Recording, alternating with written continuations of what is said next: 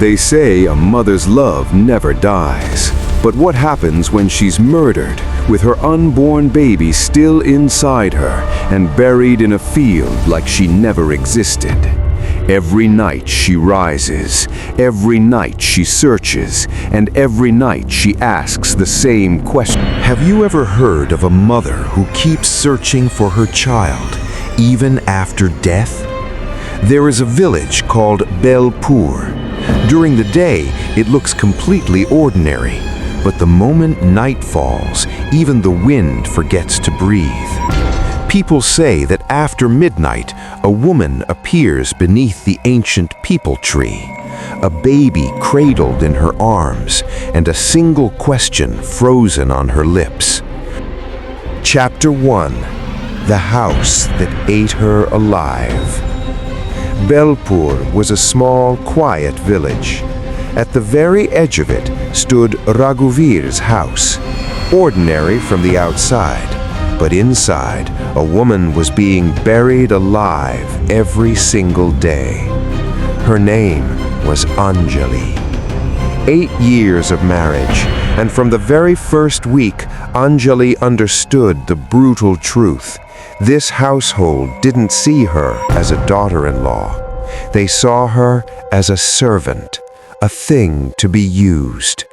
What did your father even give us? 2 old pots and a broken wardrobe. Anjali stayed silent. Maybe tomorrow will be better.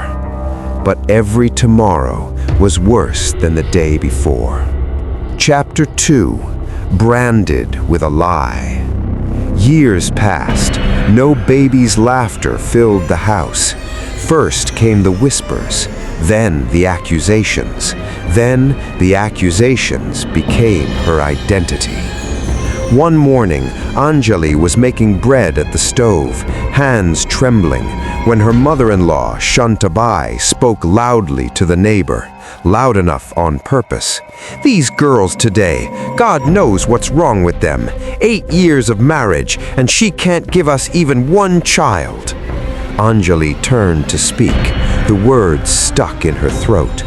Her husband Raghuvir laughed. "Forget it, Mom. Her luck is just cursed." Chapter 3: The Miracle She Prayed For.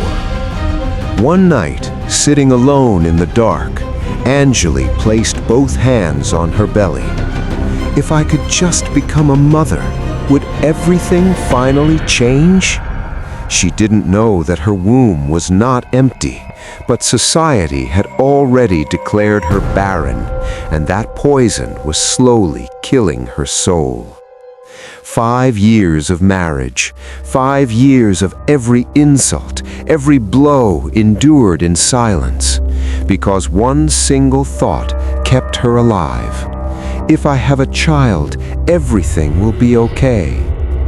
At night, Raghuvir would come home drunk, reeking of liquor. "You call yourself a woman? If you can't give me a child, you're worthless."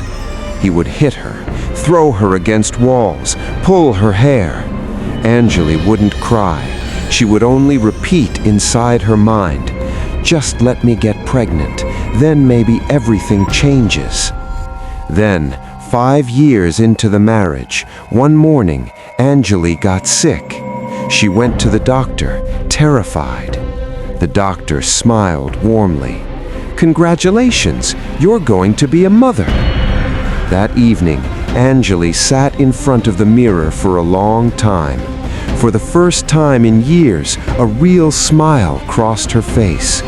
"There is someone inside me." She thanked God. She thought, now finally things will change. Chapter 4: The Vessel.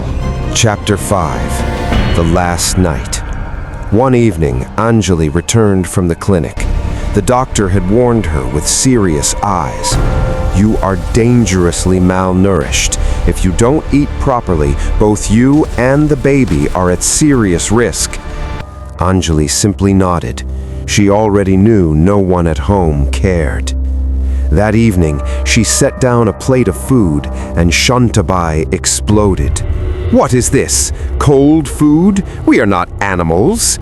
I just came from the doctor. I'm exhausted. I'll heat it right now." The father-in-law shoved the plate across the table. It clattered to the floor. Dal splattered across the tiles. Bread hit the ground. Then Raghuvir stood up, eyes bloodshot, reeking of liquor. "She does it on purpose. She's taking revenge on us." The first slap landed. Anjali staggered. The second, then a kick. She hit the wall.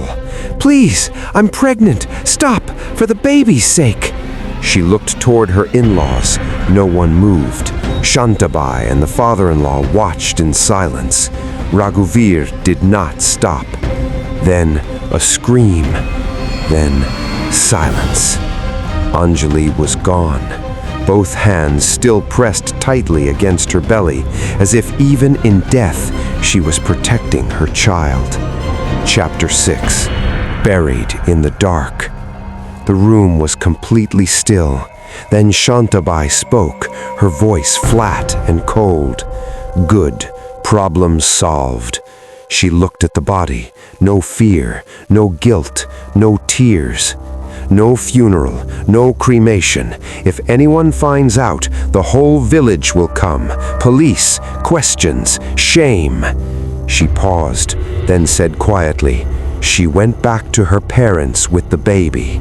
That's the story."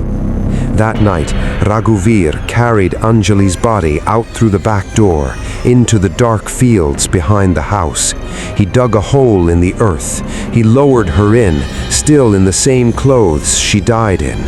No prayers, no fire, no final words, just dirt, darkness, and a mother with an unborn child still inside her, swallowed by the earth. The three of them came back inside, washed their hands, ate dinner in silence, and went to sleep as if Anjali had never existed. 3 nights passed. On the 3rd night, at exactly midnight, Shantabai's eyes snapped open. A baby was crying. Whose baby is that? Where is that sound coming from? The crying grew louder. Then it spread, filling every room of the house, seeping through every wall. The next morning at the village square, people gathered and whispered. "Last night, I saw a woman sitting under the peepal tree. She was rocking something in her arms, and she was crying. I heard it too, a woman sobbing, but when I looked, no one was there. I saw her face, or I tried to, but then she turned toward me and asked, 'Have you seen my child?'" Every night inside Raghuvir's house became a waking nightmare. Footsteps in empty rooms, a baby crying from somewhere underground, cold air that appeared from nowhere, the overwhelming smell of wet earth, the smell of a grave. One night, Bhairav Singh walked into the courtyard and froze. Anjali was sitting in the corner, holding a baby, rocking it gently. "Anjali!" She turned. Her eyes were hollow, empty, dark. "Where is my child?" He blinked. She was gone. Terror consumed all three of them. They stopped sleeping. They stopped eating. They huddled in one room together, door locked, lights on all night. But the sound still came, the cold still came, and the question always came, "Where is my child?" Then, one night, a cold wind filled the locked room. The lights flickered out.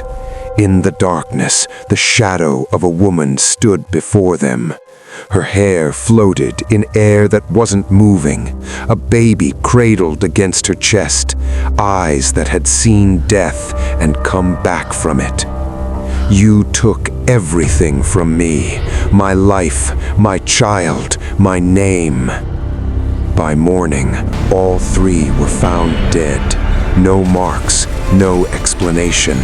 Their faces frozen in expressions of absolute, final terror. No one was left to mourn them,